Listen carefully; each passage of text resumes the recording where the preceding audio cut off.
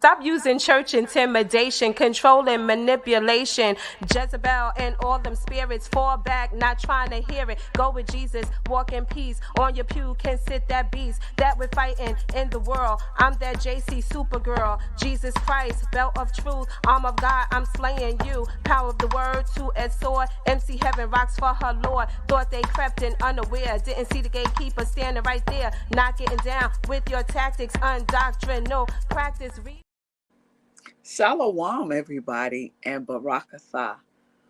Welcome again to the Crystal Jones Show. We greet you in the name of Ahaya Bahashem Yeshaya Wawarak. You are tuned into the Crystal Jones Show, which is the show that's all about life's balance. Thank you all for tuning in again. You can see the show every Saturday from 7 p.m. to 8 p.m. on bronxnet.org, channels 951 and 2137 on your cable channels, the Inspire channel. Also, check me out on my YouTube page, the Crystal Jones TV show. Please subscribe, like, and share all my videos. Thank you all who have joined the channel as well. Also, you can check me out on Instagram, and on Instagram, you can see where I have, biblical quotes that will encourage you in your, during your day. Also, check me out at HebrewConnect.tv. If you want to, be a part of my Facebook page, remember it's the Crystal Jones TV show, not my personal page, the Crystal Jones TV show. All right. So we're glad to, be talking again about the Hebrew and Black patriarchal history. We're going to be continuing that again this week, part 12. The scripture of the day is Romans, the 9th chapter, the 10th through the 11th verse, which we've been covering for the past several weeks. All right. So verse 10 says, and not only this, but when Rebekah also had conceived by one, even by our father Isaac, right? For the children being not yet born, neither having done any good or evil, that the purpose of God according to election might stand, not of works, but of him that calleth. Now remember, these two men, they were brothers in the womb of their mother, Rebekah, and their father was Isaac, who is our patriarch, right? Our patriarchs are Abraham, Isaac, and Jacob. And we are the 12 tribes of Israel, who is Jacob. Jacob was later called Israel. So this scripture, these two verses are basically telling us that Jacob was chosen from the womb. Even though they came from the same father and they were twins, there was an evil twin, but there was a godly twin too. So we are going through the history of these two people, Esau and Jacob. They were constantly at battle from the day that they were formed in the womb. They were at a struggle, at a battle, and that's what you see going on in the earth today.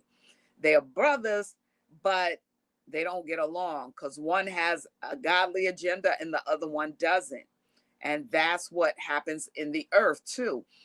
When they want to put a lot of different nations sometime together, if we don't serve the same God, that is going to be a problem, because you have, one group of people that are going to do things one way and another group that's going to do it another. As you heard, even Dr. King, when he was being interviewed in his last days, he was saying that he was afraid he had led the black he had led the black race in the wrong direction, okay, because he thought that we could be non-segregated. We could come together as a people with the white race of people, and that did not happen, and I can tell you it never will. Okay, so we're going, we're exploring this and talking about different things, and we're bringing out to you how we know that this is so, and this is all biblical. This is not stuff I'm making up, but it's always been that way. Even when we were living in Jerusalem, even when we were in Israel, the surrounding nations were always a problem for us because they serve idol gods, and we serve the God of heaven and earth. All right. So what we're going to do is we're going to check out this week racism that's going on in the midst of war.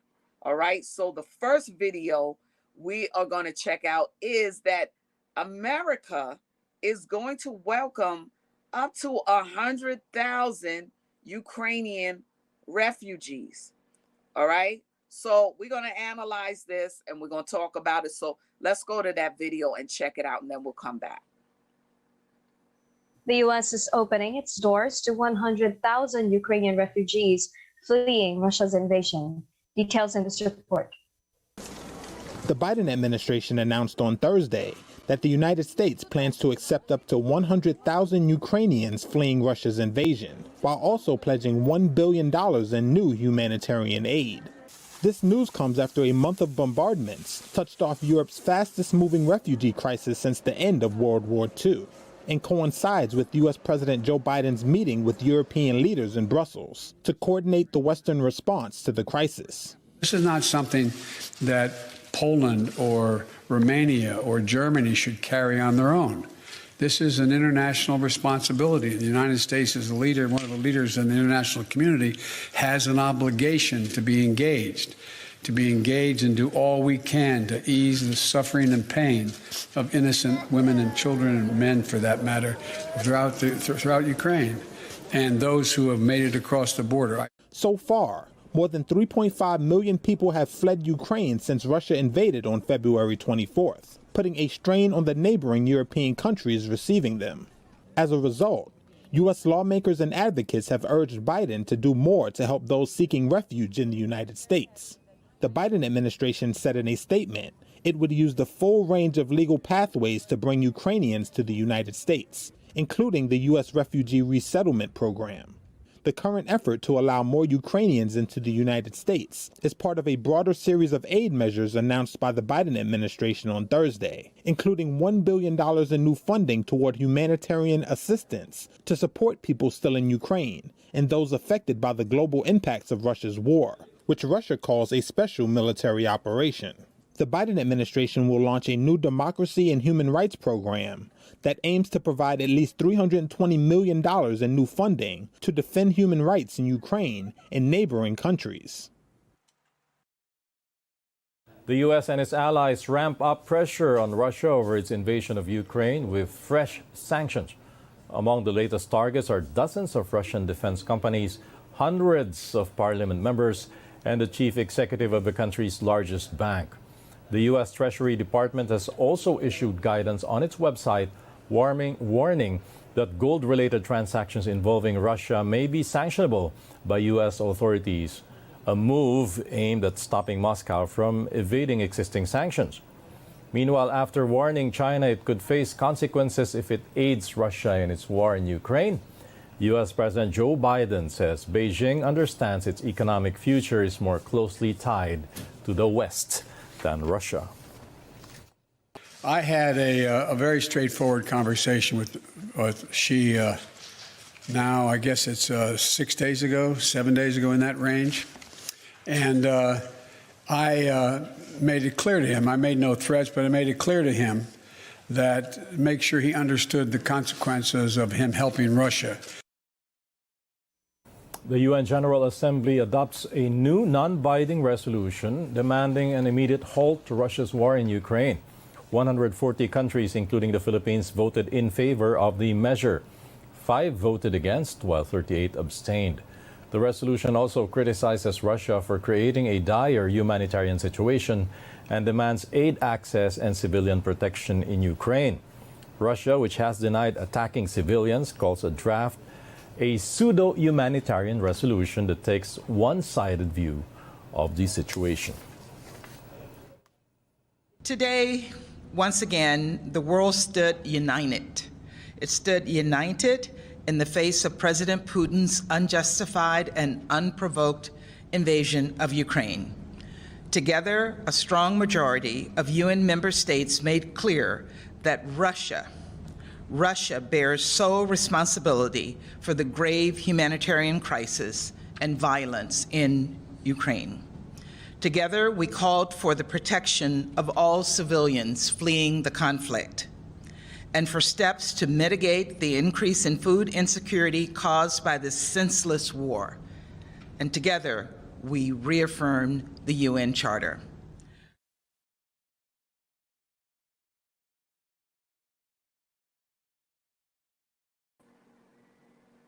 Okay, so now we see that now all of a sudden they're going to receive 100,000 Ukrainians. Now, mind you, they just received over 53,000 Afghanistan people, people from Afghanistan. All right. So we already have a serious problem here in America. Every day when I go down Fifth Avenue on the express bus, I see people sleeping in front of these large churches. All right. And these are white people too. All right. So we have white, we have black. In other words, what's going on here in this country is affecting everybody right now. We are, really having a big problem with poverty because of the situation with the COVID and the jobs and all of that kind of stuff. So now that we're not even taking care of our own people, really, you're not okay, because they're still in the subways every day. They're still there begging. White people, black people, a lot of people are looking for food. They're afraid to go to the shelters because why? The shelters are full of people that have mental issues, and that's a big problem. People are getting raped and all of that kind of stuff when they go to just spend a night in a shelter. When they go to a shelter, some shelters are apartments, but some aren't. And people are just left in the middle of nowhere with strange people that have issues. So all of our finances, all of our taxes and stuff are going to help these people. All right. And not all of them are being helped. All right. You see the situation, people are coming out of jails and things like that. They need help and all of that. So on top of that, you're going to now take our tax dollars and invite people from overseas to come over here. And where are they going to live? And who's going to fund that? Us. All right. But in their land, they don't even want to help our people. All right. So you have black people over here like myself that feel a little some kind of way about this, that over there in Ukraine, our people are still stuck over there, black people from Africa. All right. I want to remind y'all of something. Africa was populated a lot by our people, Israelites. When we fled Jerusalem in 70 AD, and we ran into the different parts of Africa, and from there we spread out to the four corners of the earth, as the prophecy had said. We populated a lot of Africa. So 90% of Africans are Israelites. All right. A lot of them are Israelites from the different tribes that I tell you about every week. So these are our people too that are stuck over there in Ukraine, telling them, no, you can't get on the train or anything like that. Right. But yet our tax dollars over here in America are going to go to these people that can't stand us. Are you kidding me? Right. So then they're going to bring them over here. And also they brought 53,000 or so people from Afghanistan. While I'm sorry I'm sorry that these people have to, that they're having these different problems within their countries and things like that. Why is it that only certain countries can be helped? So you're bringing Ukraine over here. the Ukrainians. But when the tribe of Levi, who is the Haitians, when they wanted to come over here, you sent them back. And those are, again, our people. So you're telling us that Black lives don't matter over and over again. And this is why the marches are, and our people have to keep, talking to you and telling you that we do. And then you give us smart things like all lives matter. Excuse me, sir and ma'am, that's not true, because it looks like only white privilege matters, right? But even that is going down the tubes, because this war over there between Russia and Ukraine, that is white on white crime.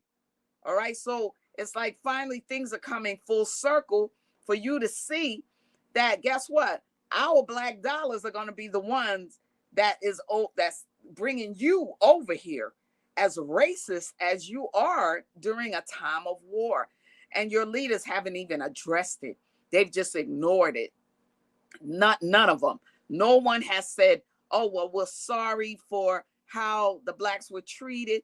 And the sad thing is that when our people had to go over to Russia, Russia at least took them in and told them they could wait there until, their government comes to get them.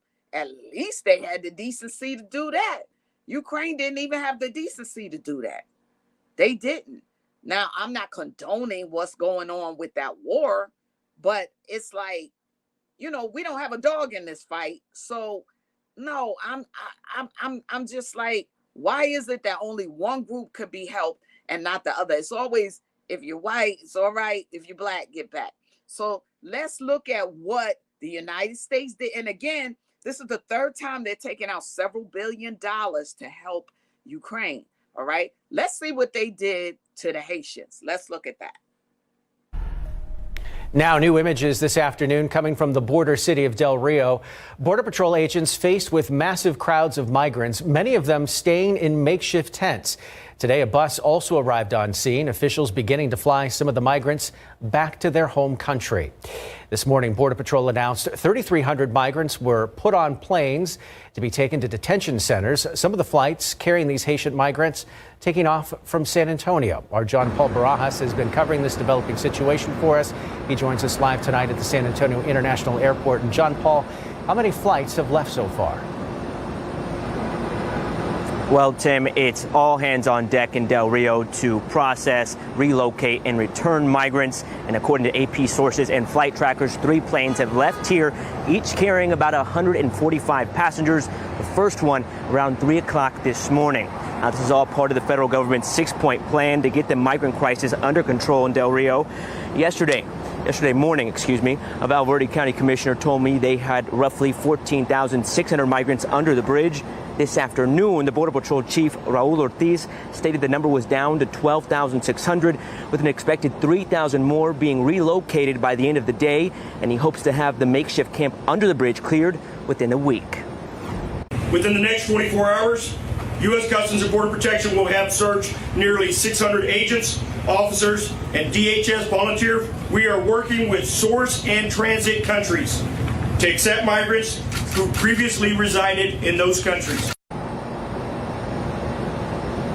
The chief went on to say over the midnight hours, they did not have a single crossing in the Del Rio sector. He says that's in large part thanks to an increased effort on the Mexican side to slow the migrant flow. John Paul Barajas, KSAT 12 News. Thank you, John Paul. Just to give you some perspective here, Haitians have been migrating to the U.S. in large numbers from South America for several years now. Some have cited a recent earthquake and the assassination of their president as the reason for seeking asylum in the U.S. now. One 38-year-old man described the country as being in, quote, political crisis, end quote. This is another story we will be continuing to follow as it develops. Tune into the Night Beat tonight at 10 for the latest on that situation. And you see, it's always the same thing. And then they'll have the nerve to say, how come Black people can't get it together and all this kind of garbage, right? Just like that video that I think I've shown on the show before, where they were interviewing Dr. King. It was a white man interviewing Dr. King.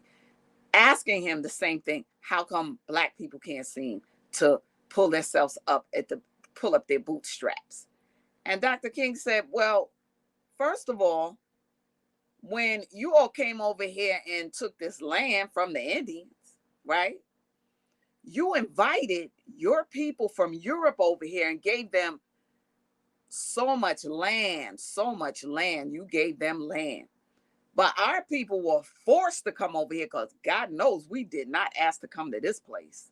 All right. Forced us to come over here, free labor for years, years and years and years. We served, as slaves, right? Came over here. And then finally, when they said, okay, we're so-called being freed, you didn't give us anything. So Dr. King says, so you give your people something, but our people are just left to the heavens and the winds. What? And then you telling us to pull ourselves up by our bootstraps. How foolish can you be? And so this is the same thing. These Haitians are coming over here because they had an earthquake, and they've had several earthquakes, and plus a coup killed their president. All right. Now, if that's not a situation of disaster, my Lord, my God, I don't know what is. So why is it that the Europeans can come over here? Oh, I get it. Because this is basically a European run nation. Okay. So I get it. The Europeans matter more than anybody else. Forget about the black folks. So we see you and we know what you're up to. But see, this time you're going to run yourself into a wall, because as you see, this war is amping up. And so are these other nations that can't wait to get their hand. They can't wait. And the sad thing is that America can't see it, because instead of America having shared the wealth amongst all of the people that lived here, they've been greedy and not basically shared the wealth. So since you wanted to be so on top and only help certain people that you want to help, these are the things that are going to happen. And watch what happens when you bring different groups over here just because you want to help only certain people. And watch how that winds up working out, because we know at the undertone that that's a switching of the people. See, because you don't really want to pay for when we go into retirement. You really don't want to pay for medication, for medical and all of that. So what you do is you let your people come over here and some other people come over, and what you do is you contract them out and give them the jobs of the people that are already here. Okay. So we see what you're doing, but God got something for that, because he's going to raise us so high above our enemies that you would not even believe it. 12 tribes, we are going to survive. The Lord is going to bless us. He is consistently blessing us with our own businesses. We are the highest in ranking of new businesses starting. He is going to make a way. But I'm just advising you all, stay with the Lord. Read your Bible and know what's going on. This is just a switching of the people. And they think that we don't know what they're doing. But we see you, Esau. We see you. All right. So now the next thing that we're going to go to is our spotlight videos. All right. So video number one, again, is the European people. This time in the UK, they thought it was wise of them to strip search a black teenage girl. These people are sick. I think they were getting a sexual fantasy or something out of it. And also, it's what they did to us when we were in slavery, buck breaking. They would take the strongest man out of the group, and the white slave masters would have sex with him. In other words, saying, I even brought him down to that level. I sexually abused him. These are the minds of the people we're dealing with. Sick mental thoughts. Not all white people, but a large majority of them had done that to our people and still do it. And this is what you call buck breaking. It's sick, all right? And guess what? You reap what you sow. The Lord is going to avenge for that. This is a wicked, devilish thing that they've done to this young girl. Let's take a look at the first video, which is monstrous cops strip search a black teenager. Let's look at that in the UK. Let's look at that. It has now been determined that a 15-year-old black female child was in fact racially targeted when strip searched at her school. And when I tell you strip searched, they were so egregious that this child has not been okay ever since. Let me give you the background. Black female child was strip searched without parental consent. This now has been deemed as racially influenced. Let's put up a picture of the mayor of London who has now come out and spoken publicly. That is Sadiq Khan, mayor of London. Sadiq Khan has called for the Metropolitan Police officers to be charged with gross misconduct. Let's put up a picture of the former chief. That chief right there resigned. That's Dame Cressida Dick. Stepped down last month, okay? After Khan made it clear that he had no confidence in her leadership following a litany of scandals and controversies involving sexual harassment, misogyny, discrimination by the cops under her. According to The Guardian, the black child was subjected by police to a strip search at her London school that involved exposure of intimate body parts. According to an official investigation which found racism was likely to have been an influencing factor in the officers' actions. When you read the details of what they did, this was not a strip search. This was child molestation. This was sexual assault of a minor. When the incident occurred in December of 2020, no appropriate adult was present during the 15-year-old girl's ordeal, described by senior local authority figure as humiliating, traumatizing, and utterly shocking, and which took place without parental consent and in the knowledge that she was on her cycle.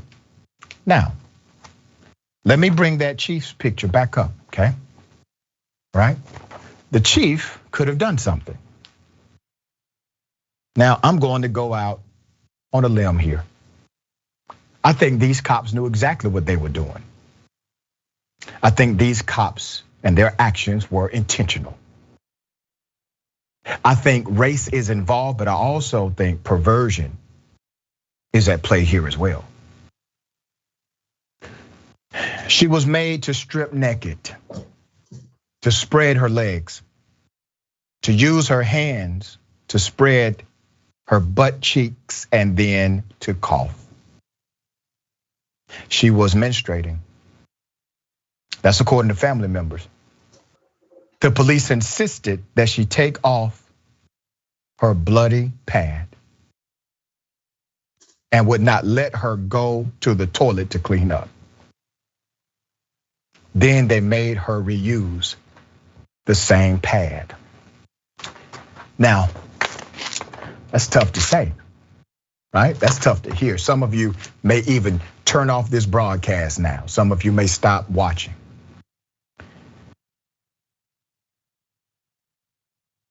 Imagine what she went through. And because she had to go through that, we are going to have to tell her story properly so that justice can be served and the monsters who did this to her can be exposed. That's our obligation to her. No politics involved. I don't care what your political ideology is. If you are not struck, if your soul has not been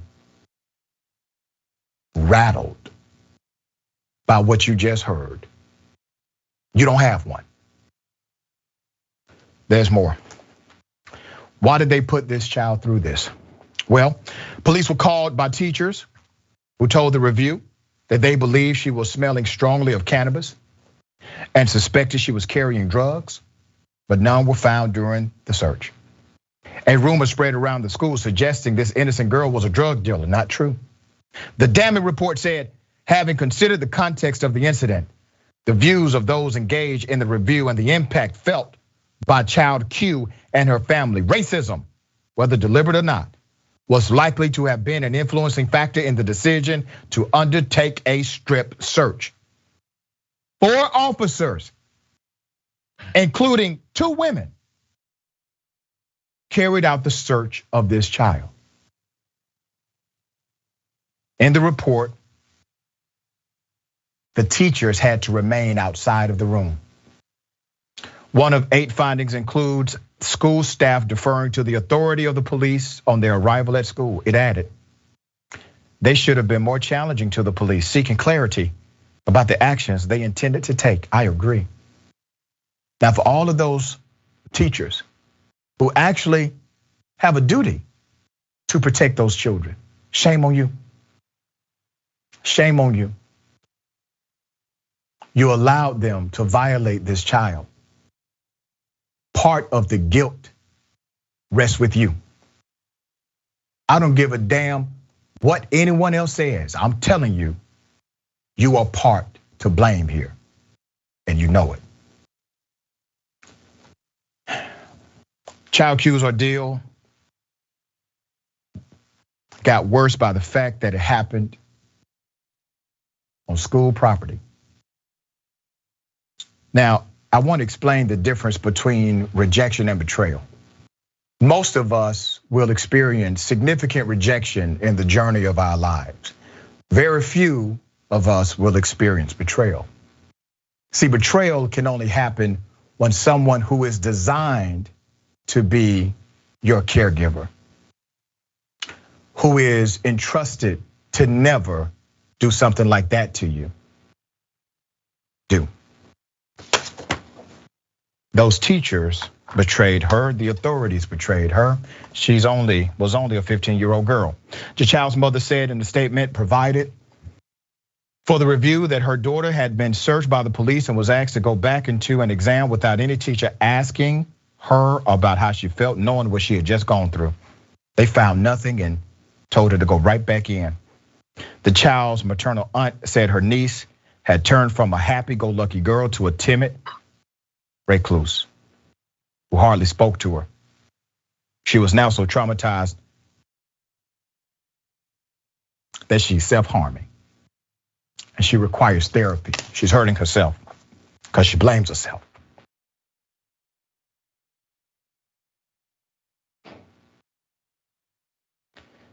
According to the Child Safeguarding Review, in 2020-2021, in the Central East Basic Command Unit of the police, 25 children under the age of 18 were strip searched or further searched. To use Metropolitan Police terminology, most of the searches, 88%, were negative. They found nothing. And only 2 of the children searched were white. Only 2 were white. That's the danger of systemic racism, implicit bias, policies that do not seek to remedy the extreme application of biased behavior by those in authority. It was only a matter of time before something like this happened because they never checked their systems. They never bothered to do so. Mr. Wiggins' thoughts. And just to further clarify what you mean by bias is that what we know about drug use, in particular weed, it's being used and sold by white and black people at very similar rates. That's right. But one race of people is criminalized heavier. That stigma is added to black people. So in a situation where they felt like they smelled cannabis on a 15-year-old girl, searching her belongings and not finding it, going beyond that to search her, I can't ration in my mind how important it was to find weed to violate another human being. And I don't want to bury this either, because you said there was 4 cops involved with this, and that's what the Guardian reported. Because typically when we hear situations like this, it's like one bad apple, right? Yeah. 1. We have 4. That's right. In addition to probably operating off of a system or bylaws to enable them to do such a thing. So this bad apple spoiling the whole bunch thing, I'm assuming that the whole bunch has an issue because of something like this. And I can only hope that the other individuals who hear about this are calling those 4 officers out. Taking a stand against those officers, letting them know that that's not okay. Yeah, we're gonna follow. We're gonna follow this story. We're gonna follow up with this story. We're going to expose those who were involved. The video was a little choppy, but you get the meaning of what happened. This is a 15-year-old kid that they claim they thought she was a drug dealer and they thought they smelled cannabis on her. All right, and apparently this group of police has done this before over in the UK. All right. Now, these teachers apparently didn't like this girl. They didn't like her. And they wanted to find a way to humiliate her. That's what I'm gathering from it. There was no reason for them to humiliate this girl. And they know it. They knew it, but they're wicked people. And so they decided, let's get her in trouble. Let's call the cops and say we smell cannabis on her.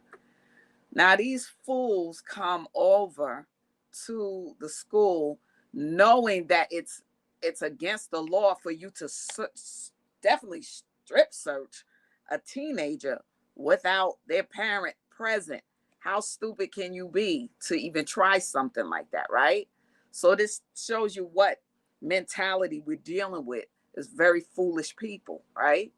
So the teachers stood outside. They didn't say anything, knowing that that's against the law, knowing that her mother or her father should have been contacted before anything. They should, if they smelled cannabis on her, they should have called her parents.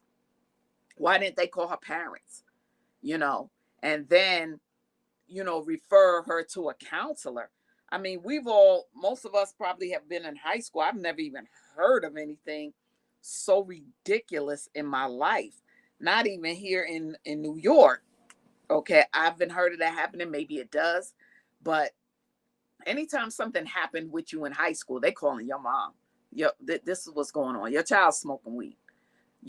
Come get your child. We're going to have a parent, teacher meeting. Blah, blah, blah. We're going to work with this thing, or something like that. But these people hated this girl. This is what I'm thinking. Because when I was growing up, the teachers wanted to work with your parents if something was wrong with, something going on with you. They suspected something. No, these are straight out witches. They was into some kind of crazy witchery or some stuff. They sat there while 4 police, and 2 of the police were women, wicked people that decided to strip search this girl naked. All right. Knowing she was on her menstrual cycle, made her remove the pad. What? So they're sitting there watching this girl with her cycle. That is disgusting. It's disgusting to I can't even imagine how that went down. I'm just trying in my mind, like, wait, okay. So they took all her clothes off in front of men. Her mother better sue every last one of those people. They better go to jail. Better, all of them. And the person who was the chief over them They probably running some type of a child pornography ring. They better check them people further, because if they did that to her and the other numbers of kids they said they've done that to, and only 2 of them were white, so they could play it off and say, well, it ain't all black people that we doing it to. I think these people are like, they have some kind of sick fetish for young black kids. And this is how they play it out with these wicked teachers that have the same fetish. They all need to go to jail. Every last one of them. The teachers, the lady, the lady that was over the police, all of them. Every last one of them. Her mother and father and the whole family. They need to come together, and those people need to go to jail. They need to sue over there in the UK. I mean, that should be no. That is ridiculous. That is the most disgusting thing that I think I've heard in a while. But what they were doing with her is called buck breaking. That's what they used to do to our men. When they would announce, have the nerve, this is how I know these people are not religious. They call themselves Christians and claim they brought us in. They such liars. I read you in the scripture where it said, when after Christ died and all of that, how those were black people that were teaching Christianity, the real Christianity, Christ-like. Because I'm pretty sure Christ wouldn't be over there strip searching a teenager. All right. But this is what they used to do. They used to send a message to the local white churches and let them know, we're going to be doing a pick a N-word. This is pick a N-word day. And this is what they would do at the pick a N-word day, is buck breaking.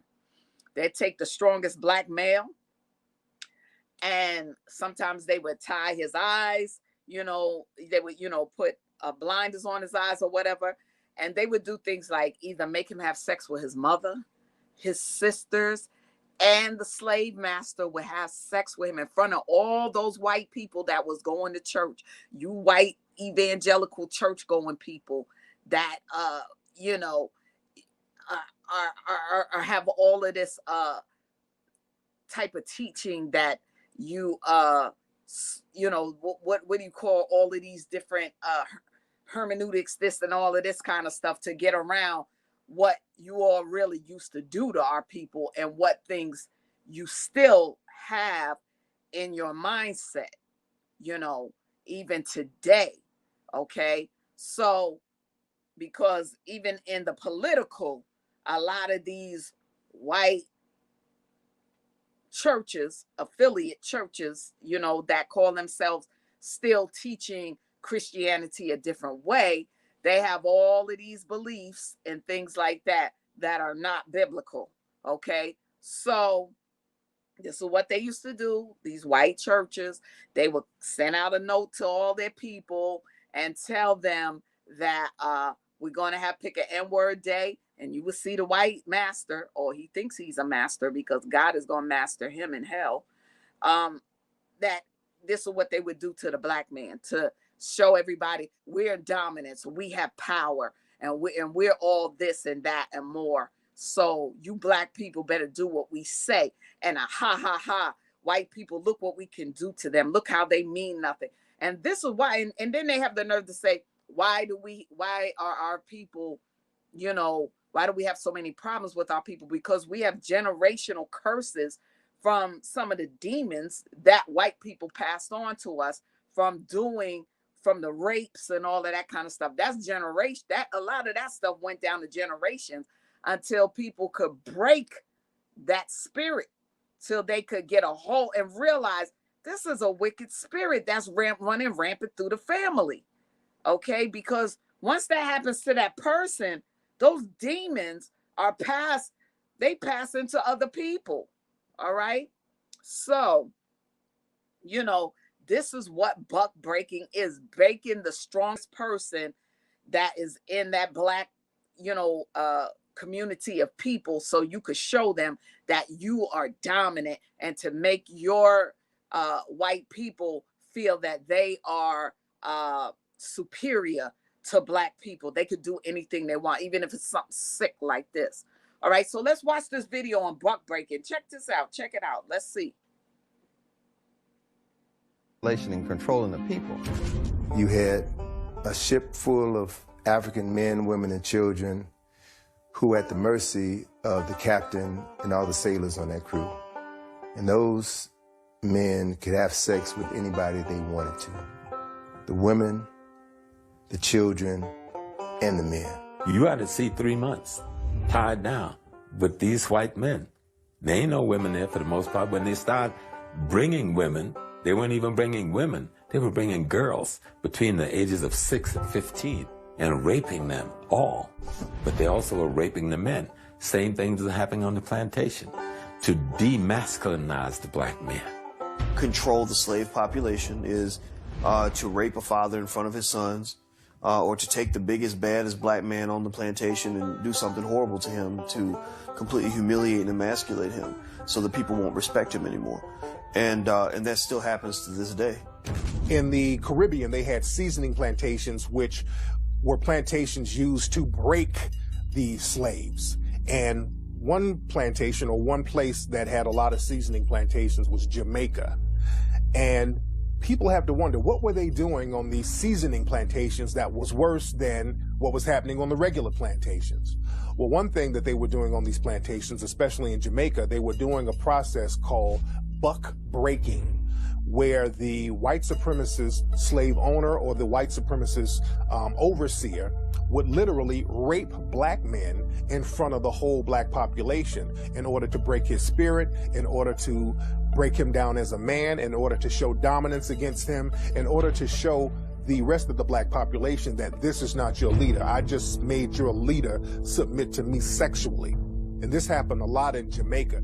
This is why homosexuality is so looked down upon in Jamaican culture today. And it was a way primarily of cutting down those who would rebel. In other words, it was a matter of power and control and domination. And they would call it buck busting, but it was really butt busting. Slavery continued until 1865 for about 2 generations, right? So how do you reconcile that? You can no longer bring in Africans, but you still have the business of slavery. So they still needed Africans to do the work down south, especially after the cotton gin was invented. So you had the creation of breeding farms. 2 of the largest slave breeding farms in the United States were on the eastern shore of Maryland and right outside of Richmond, Virginia. They literally bred black people like cattle. They would have a strong black man have sex with a healthy black woman. That woman could be his mother, his sister, his aunt, his cousin. It didn't matter, because the end product was produce a child that I can sell, bodies that I can sell and ship down to Mississippi, Alabama, Georgia, South Carolina, North Carolina. It was a business. We had breeding farms in the United States that would put one person from one plantation against another. We even had a system where if you were a breeder, male on one plantation, and a female on another plantation, or even on the same plantation, even if you were mother and son, they would mate you. And so I tell a lot of my patients and a lot of my friends, you got to stop using the MF word, because that was a description of what actually happened when the paper bag would go over the head to put one breeder against another when they were related.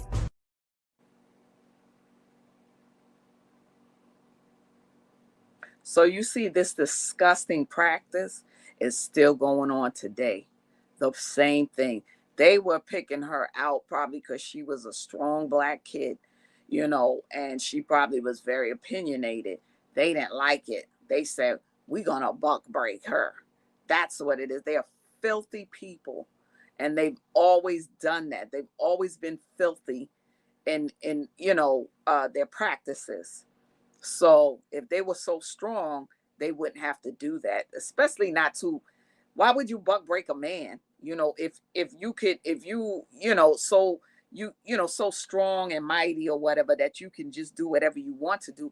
If you're homeless, you know, if you have those tendencies, then, you know, when you go and amongst those people and not try to force people to be like you.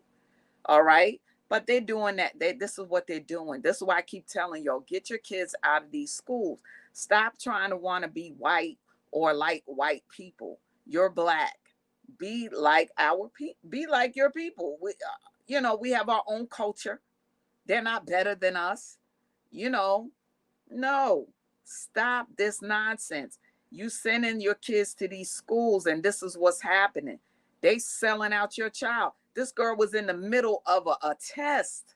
She was taking a test and was brought out of the test to be buck broken, stripped naked, and all of that. She's not going to be the same.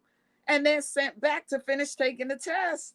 Do you understand the wickedness? Do you understand that?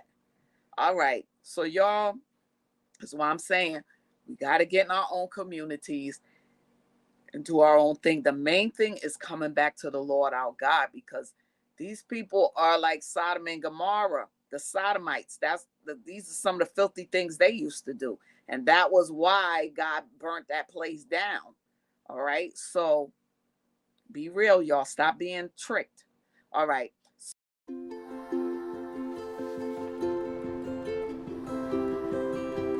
To Sofia and Gabriel, mis flores, my little flowers. Even though these old knees can't follow on your adventure to the forest today, these flowers represent my love, so you can take me with you wherever you go, near or far. These stitches and threads join us together. Me, your mother, and both of you. And wherever you see a flower, a bird, a beautiful tree, know that my love is with you as you bring our colorful stories to the world. Make the forest part of your story at a park near you. Find one at discovertheforest.org.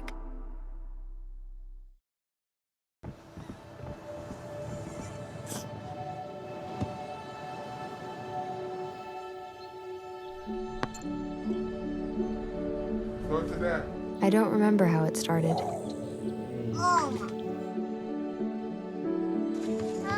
Our back and forth.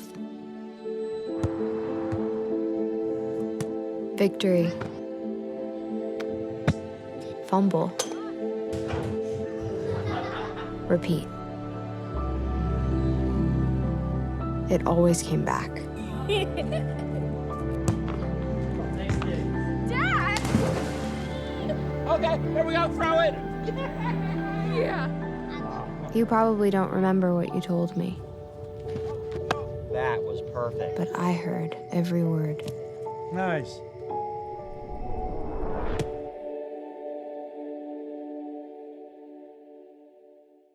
So the next thing we're going to go to is we're going to take a look at our missing youth today. We have the first one we have is Michaela Collier. She's been missing since September 27th of 21. All right. She is missing from Syracuse, New York. Her age is, she's 16 years old. She's a female. She's a biracial female. Her hair, her hair color is brown. Her eye color is brown. She's 5'7". She weighs about 225 pounds. So if you have seen her or you know anything about her missing, get in contact with missingkids.org and the local police. All right. And the next person that we have is Aaliyah Red. She's been missing since February 4th of this year from Pleasantville, New York. Her age is 15. She is a Black female. Her hair color is black. Her eye color is brown. Her height is 5'4". Her weight is about 100 pounds.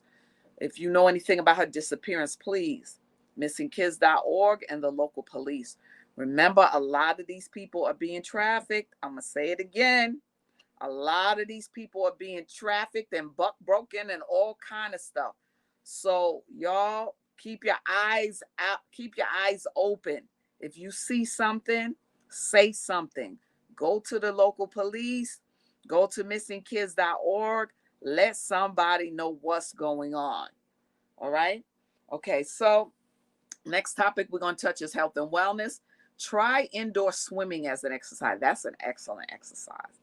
It is. Before this COVID stuff, I used to go to a local place and swim, just swim back and forth. I had a swimming coach, and I love that because that really, really helps with exercise. It exercises you a lot. They used to have the water exercises that they would do and whatnot as well. So, a night or two during the week. And also, you could go like 2-3 times a week. And it was really, really good. It really helped a lot. All right. Now, so as far as the business tips, plan special events for your targeted audience. You might want to do some lives. If you're trying to target a certain audience, you might want to do some lives so you can get to know the people better. Whether you're doing a Zoom or whatever it is, you need to do some type of online event that probably will target that audience that you're looking to, continue doing business with, or you would like to get them in as far as doing business. All right. Okay. So we're going to go right down to the credo. Shema Yasharala Ahaya Alahaya Nawa Ahaya Echad. Hear, O Israel, the Lord is our God. The Lord, our God, is one. We're going to continue our teaching on Esau and Jacob. Okay, we were in the book of Jasher, and we are at the 32nd verse, 32nd chapter of Jasher, which is the Apocryphal book. It's one of the Apocryphal books. All right, and Jasher, the 32nd chapter, the 16th verse. We're at the point where Jacob is again, he's about to see Esau. Esau is after him, and Jacob just wanted to come home and see his parents, but of course, it was a problem. But I'm not sure how. Okay, we're gonna have to cover that next week. I'm sorry, y'all. We ran out of time, but God bless you. God keep you is my prayer. Go through the Jasher, the 32nd chapter. Read it. Next week we'll go over it. All right. All right. So Kwam Yasharala Kwam. Stay in grace, go in faith. All right. Rise up, Israel. Tell somebody what's going on in these last and evil days. All right. And you always stay balanced. God bless you. God keep you. Stop using church intimidation, control and manipulation. Jezebel and all them spirits fall back, not trying to hear it. Go with Jesus, walk in peace. On your pew and sit that beast that we're fighting in the world. I'm that JC Supergirl, Jesus Christ, belt of truth, arm of God, I'm slaying you. Power of the word, two-edged sword. MC Heaven rocks for her Lord. Thought they crept in unaware, didn't see the gatekeeper standing right there. Not getting down with your tactics, undoctrinal practice. Read